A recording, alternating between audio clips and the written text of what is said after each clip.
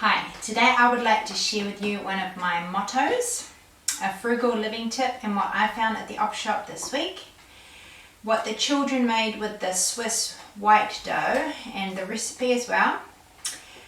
2 house cleaning tips and an encouraging sermon. So one of my frugal living tips is to use up what you have in the garden. Thankfully my husband likes to grow veggies. I'm not sure it would get done otherwise.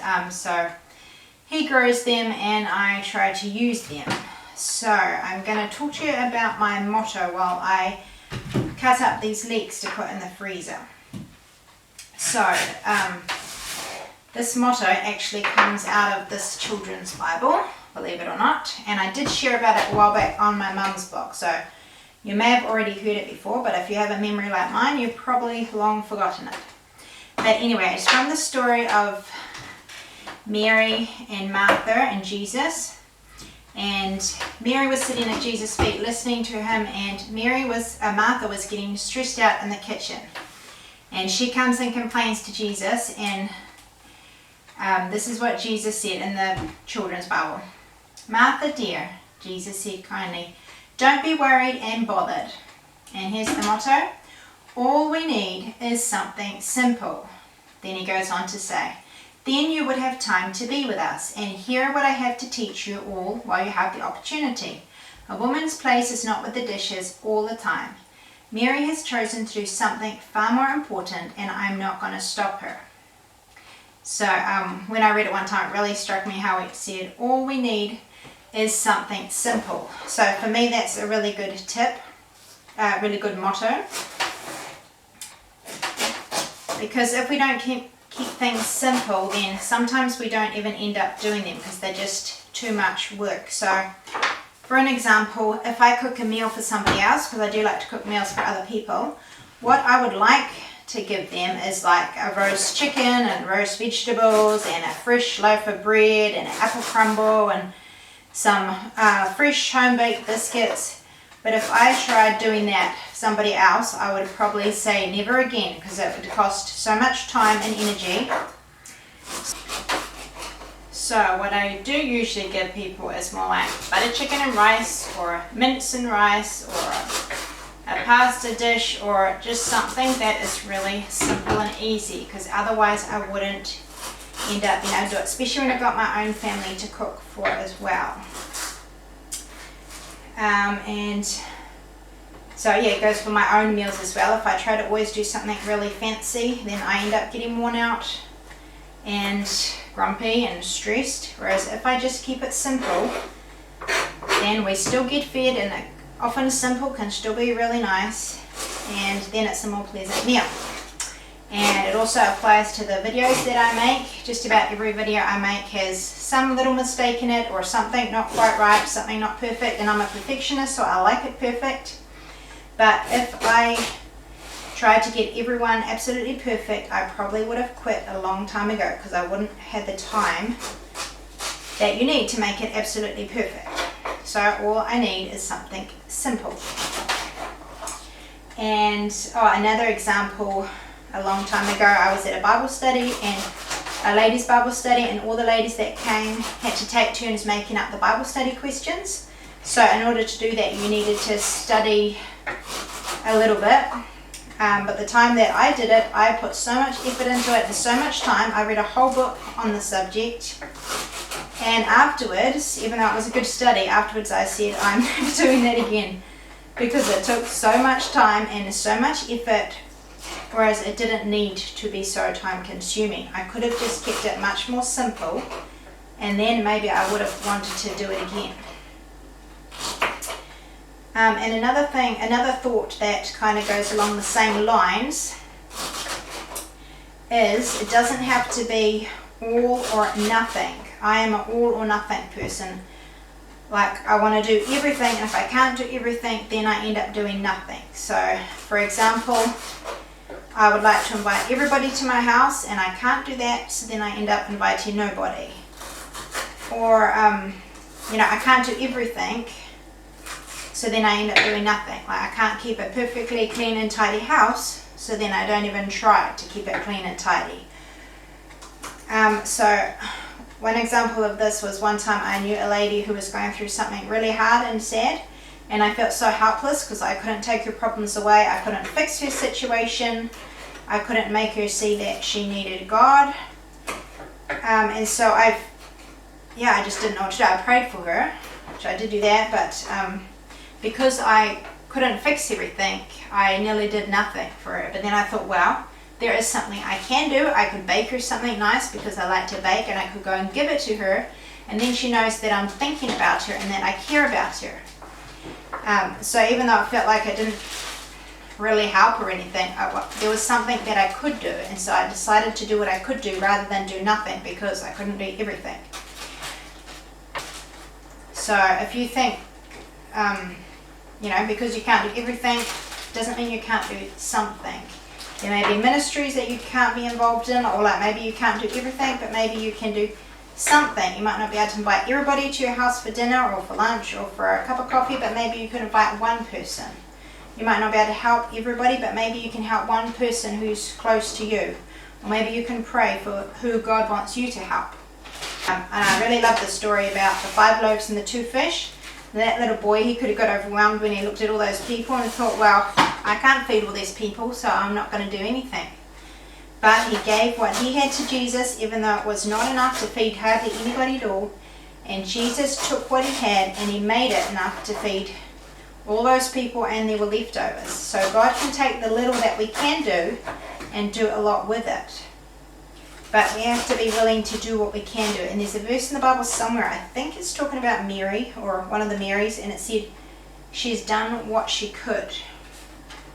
So I don't know if you're like me, but if you're like me and tend to not do anything because you can't do everything, we need to find the middle ground and not be discouraged because everything's so big, but just to do what we can do and ask God to bless it and ask God to put in our hearts, who do you want me to help? Who do you want me to cook a meal for, or to do whatever, to write a letter or to send a message? Who do you want me to be a friend to? It doesn't have to be all or nothing. So with your house, if you feel that it's overwhelming, do what you can do. Learn one simple tip and try to apply that. Oh, and a while back I said how my lounge is usually pretty tidy. That is true during school time because the children don't have a lot of time before school to make a big mess. But in case I gave the false impression that my lounge is like that all the time, I'm going to show you what it looked like in the holidays, because I was looking around my house in the holidays thinking I could have given a wrong impression about my lounge. When the children are home and they actually have time to play with their toys, they can make quite a big mess.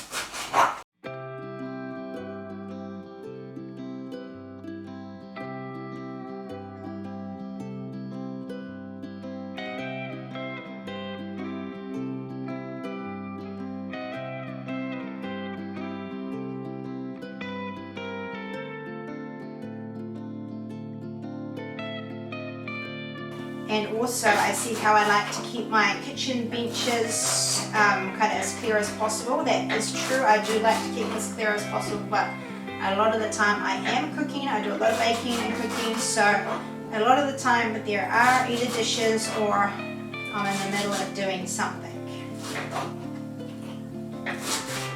So just to be honest and real, it doesn't always look the way I would like it to look or what it might look like on the videos.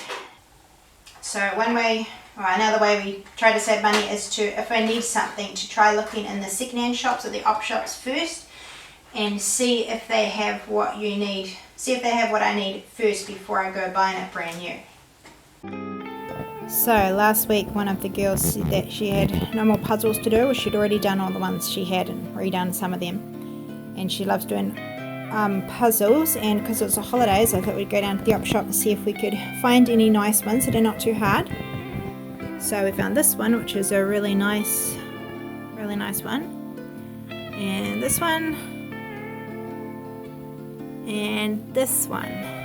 So yeah, definitely would have cost a lot more if we'd have brought them all brand new, but I think these were either like $1 each or I think one of them was $4 each. I also, one of the kids found this for Lydia, which is quite good for her to play with sometimes, especially if I'm trying to get dinner made or something. And also found this jersey for Lydia. It's a woolen one. It's nice and baggy on her, and it's got buttons. She tends to undo zips and take them off. So I was looking for jerseys for Lydia, so I was happy with that one. And this morning I just dropped in to the op shops again. I was looking for a few things. One thing I'd been looking for, or I'd been on my shopping list, was to get 2 pairs of stockings for Lydia at school for when it's cold, and there were 2 pairs there exactly the right size. So I was happy with that, and they had these little skirts with tights sewed into them. So they might not fit Lydia till next year, but I thought they were really pretty. And Hannah also needed a new pair of pajamas, and I found her these ones, and there were these 2 little dresses which are really pretty. So I got them for Lydia, but it might be a while before she can fit them. But I thought they were really nice to get for 50 cents each. And yeah, most of these things were 50 cents each. In my last video I shared that white Swiss dough that I made. I made it again once in the holidays. And I got the children to make something with it for lunch. So they were very creative, made their own little things, which I'll show you. The food colouring, it was not such a good idea, although it's fun for them. It did get a bit messy, and it is kind of strange eating a green bun.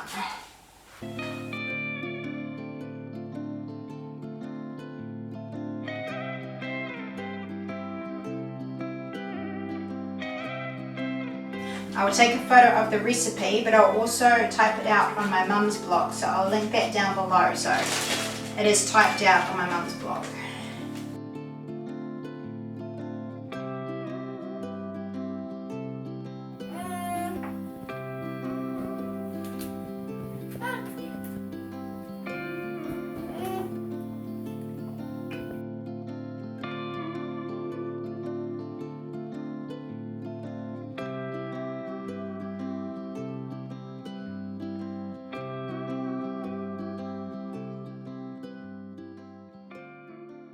So the 2 house cleaning tips, one of them is to only let your children eat either at the table or outside.